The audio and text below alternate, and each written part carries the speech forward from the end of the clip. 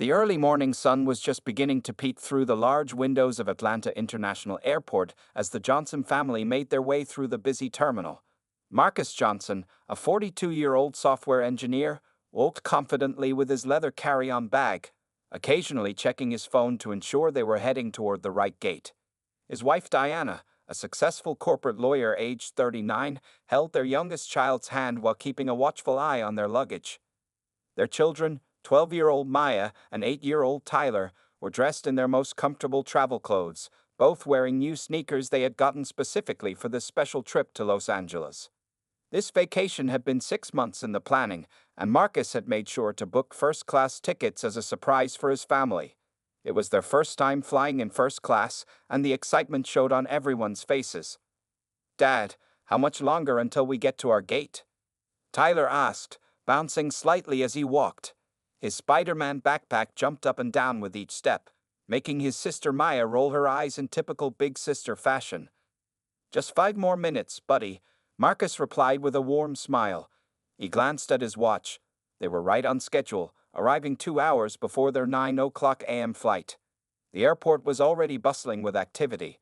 Business travelers rushed past with their briefcases, families herded sleepy children toward their gates, and airport staff zipped by on small transport vehicles.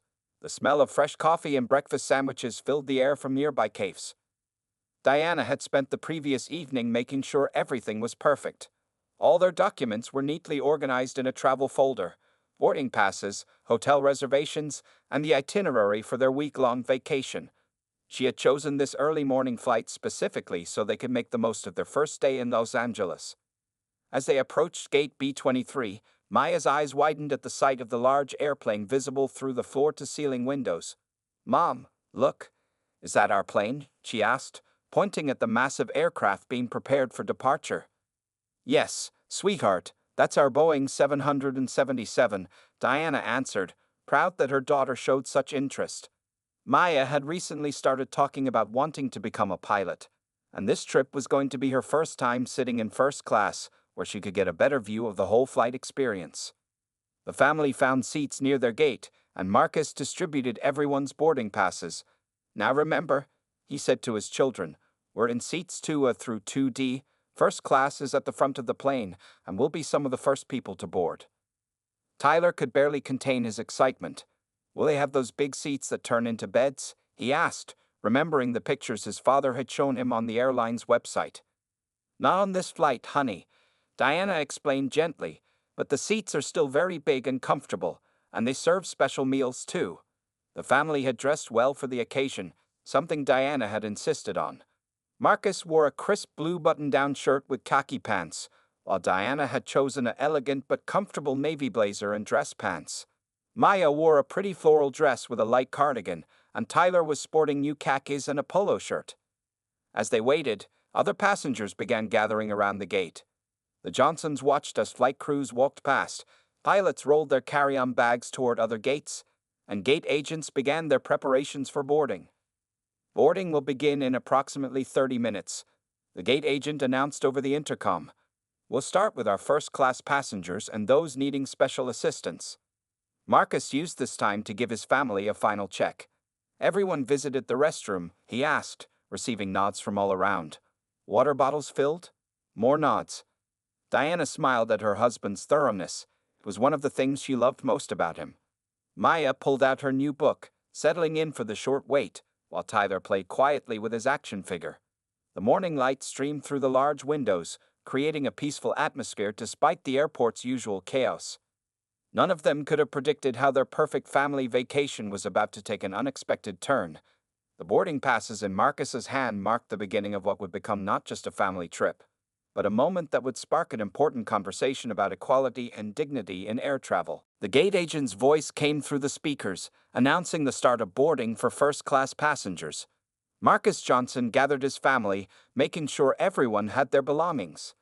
As they approached the boarding line, he noticed they were the only black family in the first-class queue. "Boarding passes ready, everyone," Marcus said cheerfully, holding his family's tickets in his hand. Maya and Tyler stood excitedly beside their parents, their faces glowing with anticipation of their first-class experience.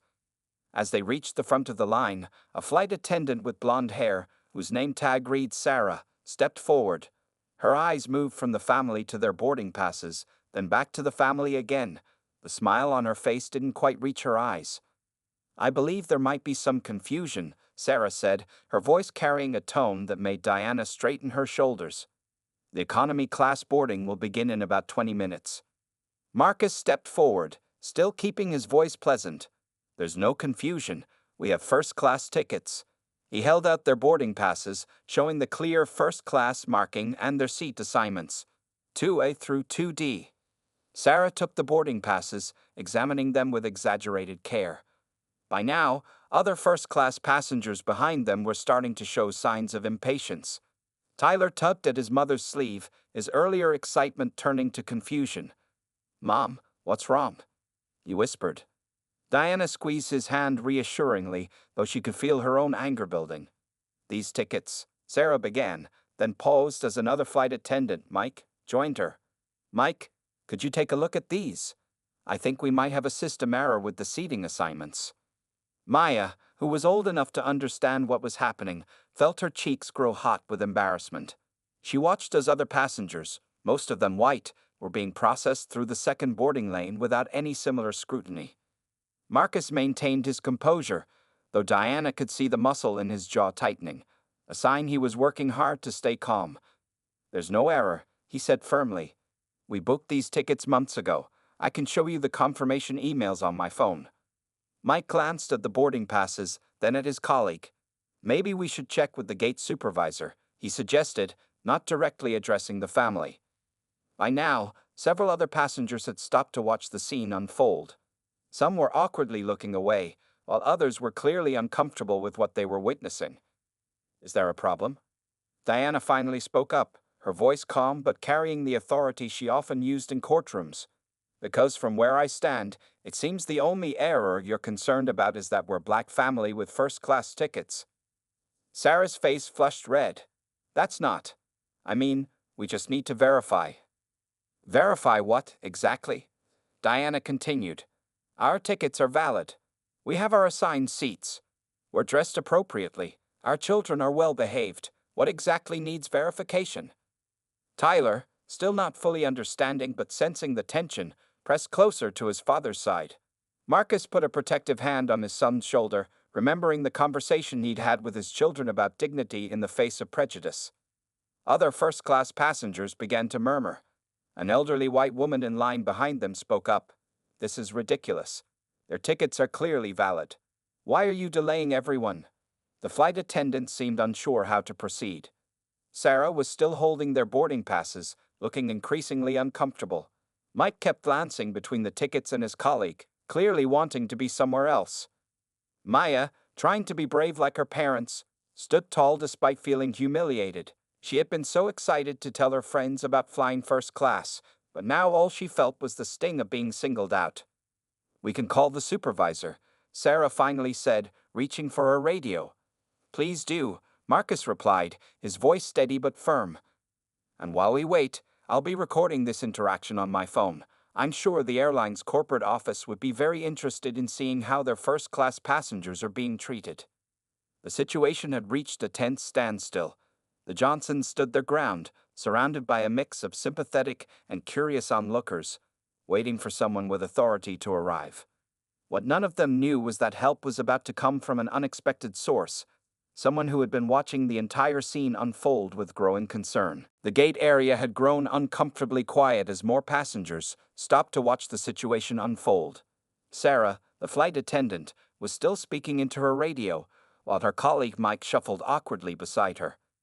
The Johnson family remained standing at the boarding gate, their valid first-class tickets still held hostage in Sarah's free hand.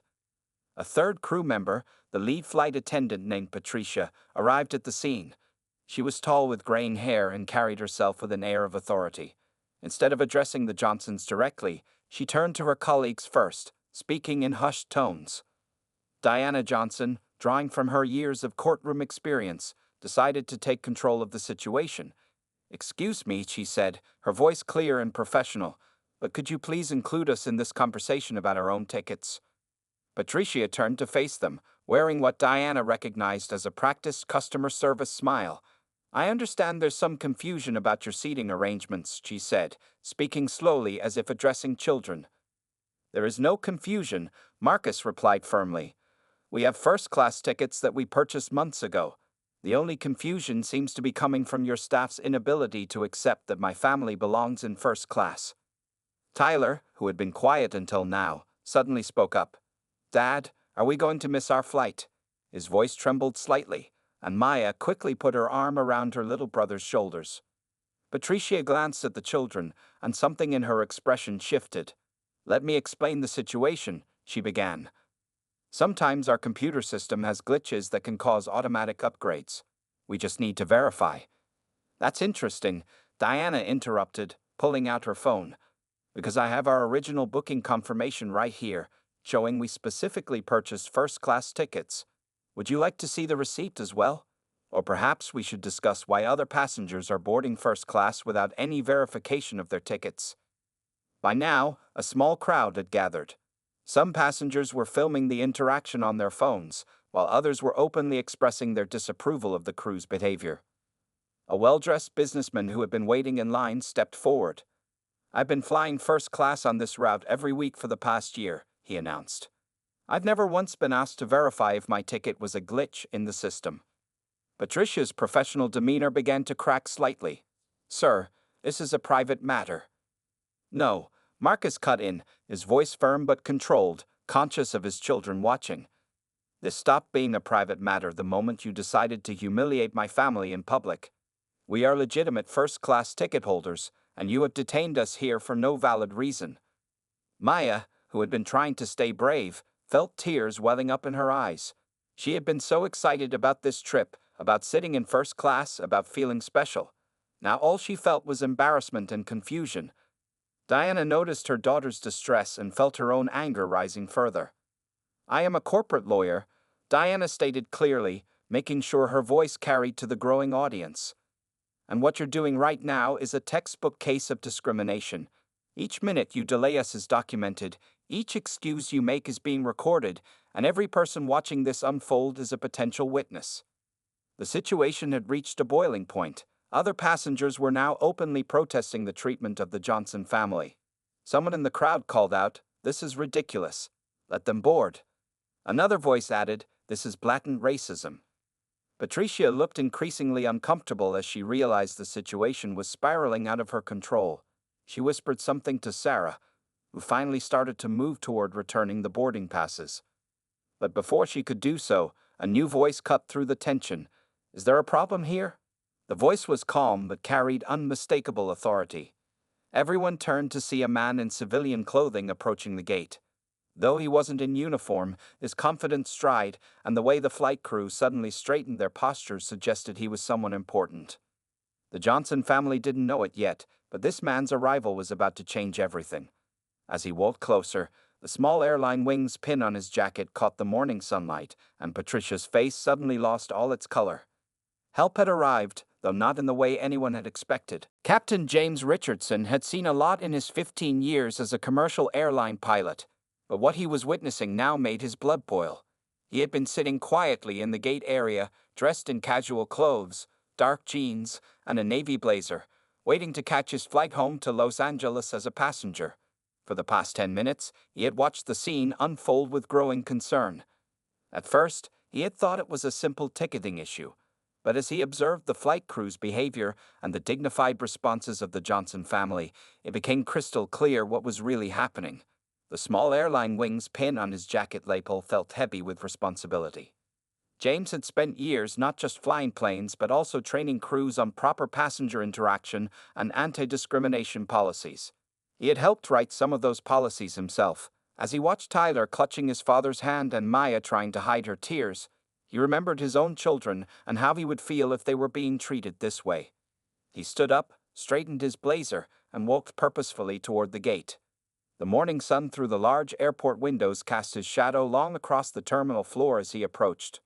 "Is there a problem here?" he asked, his voice carrying the natural authority that came from years of commanding aircraft and crews.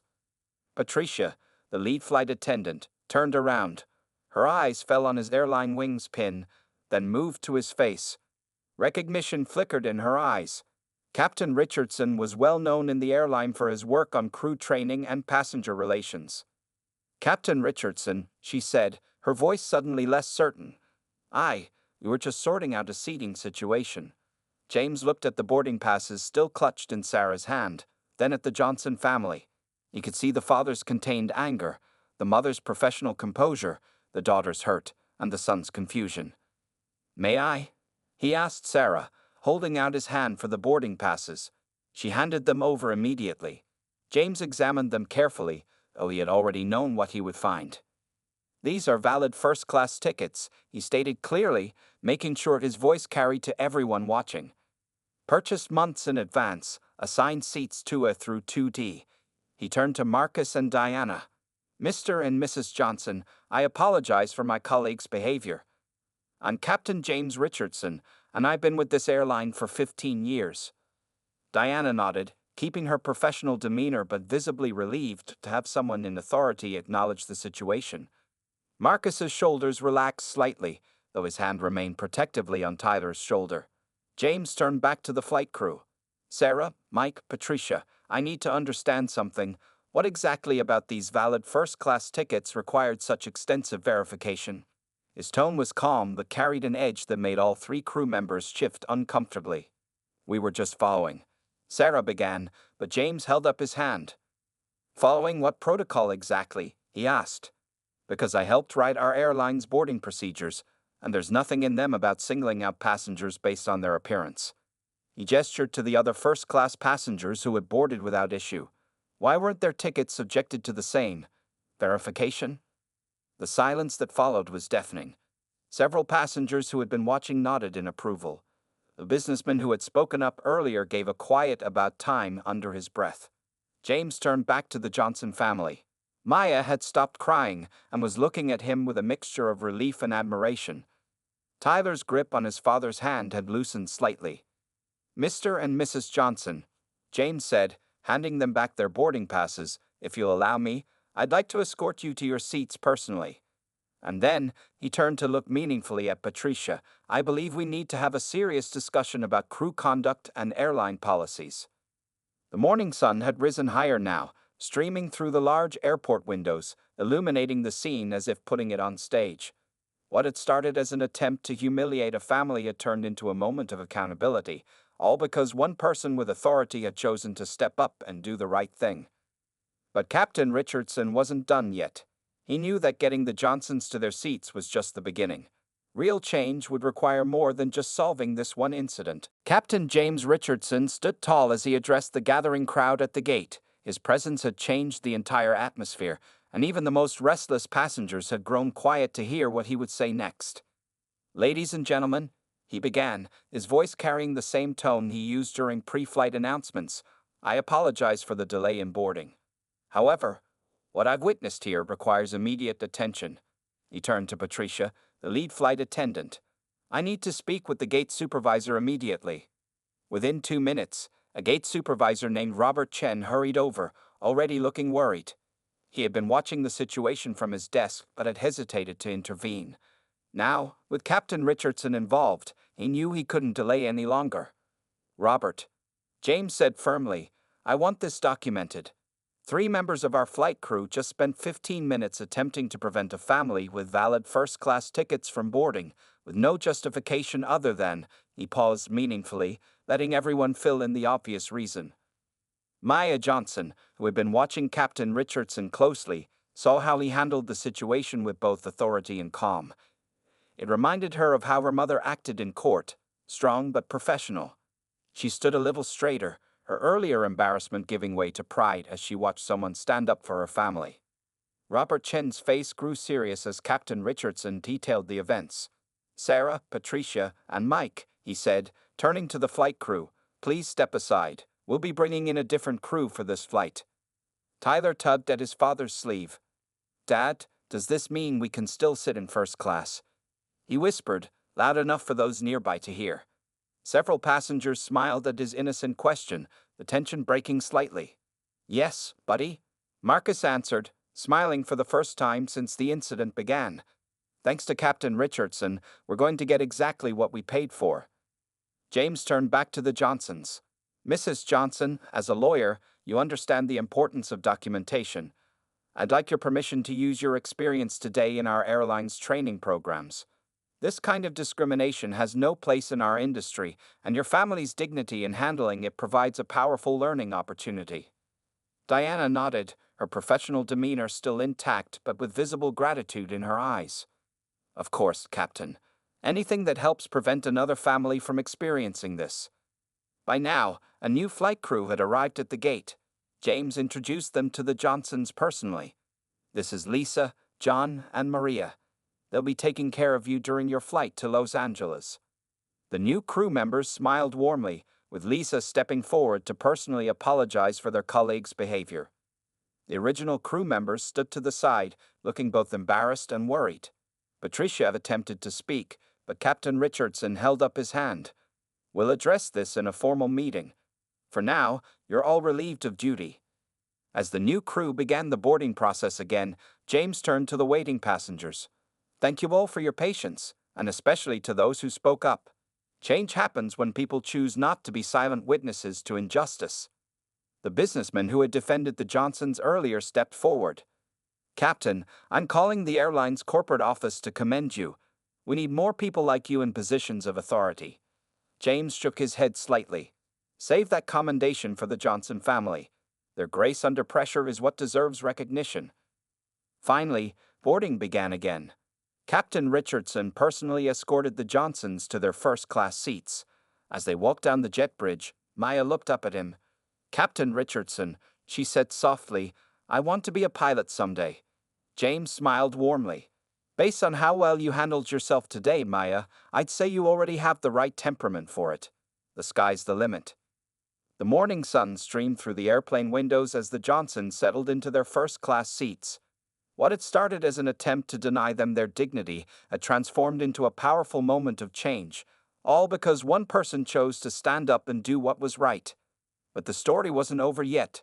As Captain Richardson took his own seat in economy class, he was already planning how to turn this incident into lasting change for the airline industry. The Boeing 777 cruised smoothly at 35,000 feet, leaving the morning's tensions far below on the ground. In first class, the Johnson family was finally experiencing the comfortable journey they had paid for, though the earlier events still lingered in their minds. Lisa, the new head flight attendant, made sure their experience was exceptional. She brought Tyler his requested apple juice in a real glass, making him feel grown-up and special. Maya received her favorite cookies, and both Marcus and Diana were offered warm towels and their choice of breakfast options. Mom, Maya whispered, leaning across the wide first-class seat, some of the other passengers keep smiling at us. Indeed, several first-class passengers who had witnessed the incident at the gate had been going out of their way to show their support.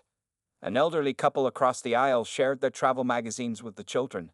The businessman who had spoken up at the gate introduced himself as Michael Thompson, a marketing executive who frequently flew this route. What happened today was unacceptable, Michael said quietly to Marcus. But the way your family handled it, and Captain Richardson's intervention, it was inspiring. I've already emailed the airline's corporate office. Diana was using the quiet time to document everything that had happened, her lawyer's instincts kicking in.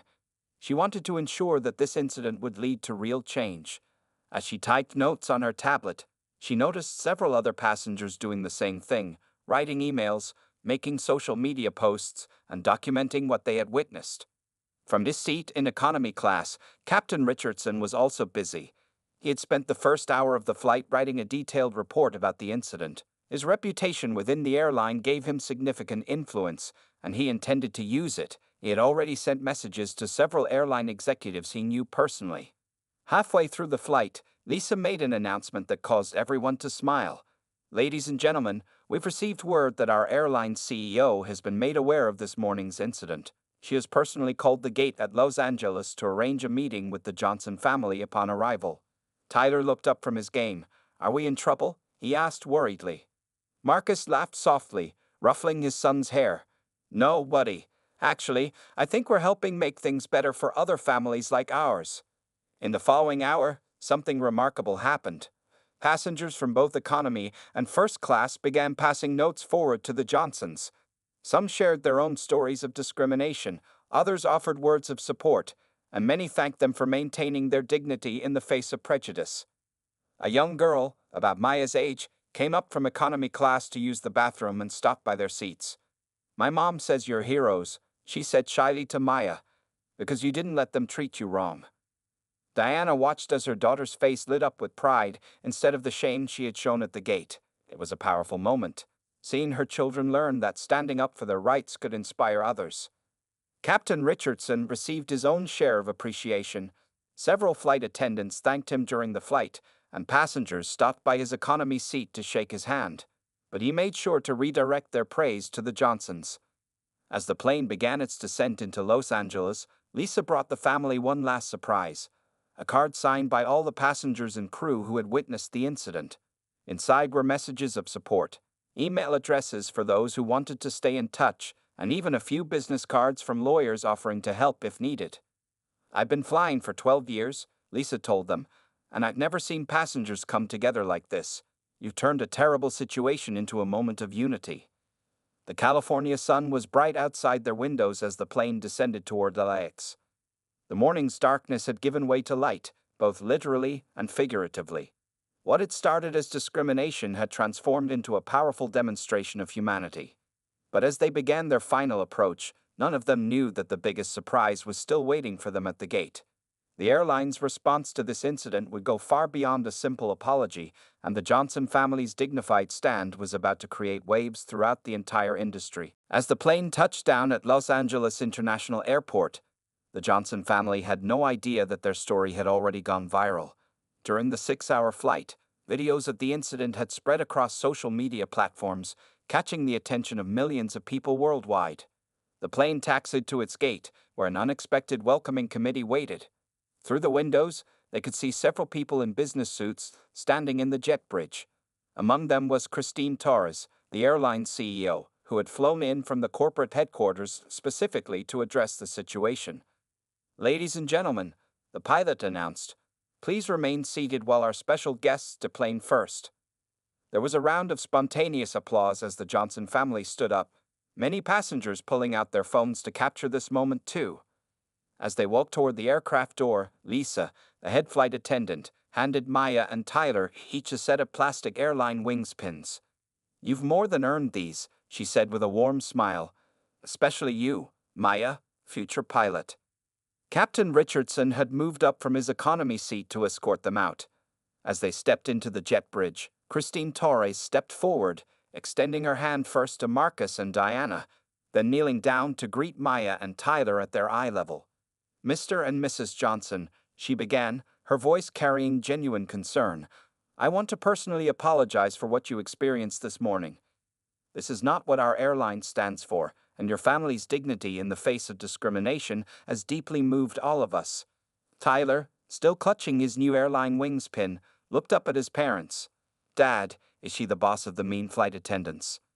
The CEO's face softened at Tyler's question. "Yes, young man, I am, and those flight attendants won't be working for us anymore. We need people who treat all our passengers with respect." Diana, ever the lawyer, had her tablet ready. "Ms. Torres, while we appreciate the apology, we're more interested in systemic change. How will you ensure this doesn't happen to another family?" Christine nodded approvingly at Diana's question. "That's exactly why I'm here. Captain Richardson has already shared his recommendations, and I'd like to invite your family to be part of our solution." As they walked through the terminal, Christine explained the airline's immediate actions. The original crew had been suspended pending investigation. More importantly, the airline was launching a new training program focused on preventing discrimination, and they wanted the Johnson family's input on its development. Passengers from their flight stopped to take photos, many of them sharing the positive ending to the story they had witnessed from the beginning. The young girl who had spoken to Maya during the flight waved goodbye, her mother giving them a thumbs up. Michael Thompson, the businessman who had supported them, handed Marcus his business card. "My company books thousands of flights annually," he said. "We'll be watching to make sure they follow through on these promises." Maya, who had been quiet, suddenly spoke up. "Ms. Torres, I want to be a pilot." Captain Richardson said I have the right temperament for it. Christine's face lit up. Did he now? Well, how would you like to be part of our Young Aviators program? We could even arrange for you to spend some time in our flight simulator. The terminal had become crowded with people watching the scene unfold. Many were recording on their phones, capturing this moment of corporate accountability and human dignity. The story was no longer just about discrimination. It had become a powerful example of how to make real change happen. News reporters had gathered too, alerted by the viral social media posts. But before they could approach, Christine guided the family to a private lounge. Take some time to rest, she said. When you're ready, we'd like to discuss how we can work together to make air travel more inclusive for everyone. Captain Richardson watched all of this with satisfaction. In his 15 years of flying, he had never seen such an immediate and comprehensive response to discrimination. The Johnson family's grace under pressure had touched something in people's hearts, and their story was already inspiring changes beyond just one airline. But as the family settled into the private lounge, they knew this wasn't the end of their story. It was just the beginning of something much bigger, a movement toward real change in how airlines treated all their passengers. 1 month had passed since the Johnson family's flight to Los Angeles, and their story had created waves of positive change throughout the airline industry. On a bright morning at the airline's headquarters, Maya Johnson stood proudly next to Captain Richardson, wearing a custom-made pilot's jacket as she prepared to address a room full of new flight attendants. The incident had sparked a transformation that went far beyond one family's experience. The airline had made good on all its promises, and then some. The original discriminatory crew members had been terminated, but more importantly, their case had become a teaching moment in every major airline's training program. Diana Johnson had worked with the airline's legal team to develop new anti-discrimination policies that were now being adopted by other airlines across the country. Marcus had been invited to join a newly formed passenger advocacy board, giving voice to concerns that had long been ignored in the industry. Tyler, now more interested in airplanes than ever, had become a regular at the airline's monthly family days, where children could learn about aviation. His innocent question about being in trouble had been transformed into a powerful moment in the new training videos, showing how discrimination affects even the youngest passengers. But it was Maya's story that had touched hearts nationwide. The airline had kept its promise about the Young Aviators program, and she was now mentored by Captain Richardson himself. The photo of her in the flight simulator had gone viral, inspiring other young girls, especially those of color, to pursue their aviation dreams. The changes we've seen are remarkable, Captain Richardson said during a national news interview, but the real credit goes to the Johnson family. Their dignity showed us all a better way forward. The airline's new training center had been named the Richardson Johnson Center for Inclusive Aviation, a testament to both the pilot who stood up and the family who stood strong. Inside, a plaque told their story, reminding every new employee of the importance of treating all passengers with respect. Social media had played a huge role in spreading their story. The videos from that day had been viewed millions of times, and hashtag Dignity in Flight had become a movement for sharing both positive and negative experiences in air travel. Airlines were now being held accountable in real time by passengers who knew they had the power to speak up. Michael Thompson, the businessman who had witnessed everything, had kept his word. His company had made equal treatment a requirement in their corporate travel contracts, leading other major companies to do the same. The economic impact had forced airlines industry-wide to take discrimination seriously. The original flight attendants had made public apologies, and Patricia, the former lead flight attendant, had written a thoughtful piece about confronting unconscious bias. Her article became required reading in airline training programs across the country.